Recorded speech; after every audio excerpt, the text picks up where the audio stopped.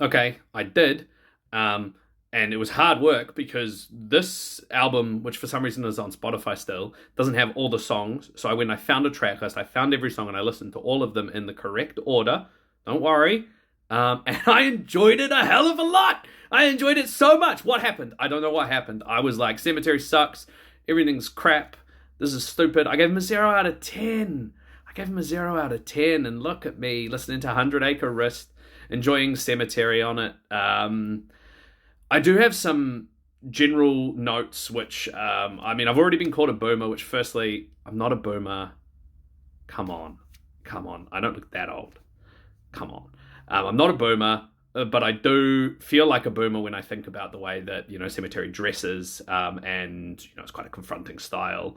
And, the album art looks pretty amateurish. But I get that it's all kind of the point. It's all kind of the point, and, there's something to be admired about taking an aesthetic position which maybe is outside of the norm. So I'm going to admire that, just like you should admire the fact that I am a young person who is bald.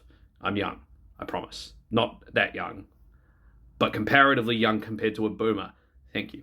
All that beside the point, I found, like, when I first listened to Rainbow Bridge 1, I was kind of like, oh, I don't really know about these lyrics. I feel like rap is quite confessional, and so when you hear some of that kind of gruesome stuff that's influenced by horror movies and stuff, in a rap context, my brain, my dumb boomer brain, is going, oh, that's a confessional thing, so it's something that he's really interested in doing, or, whatever.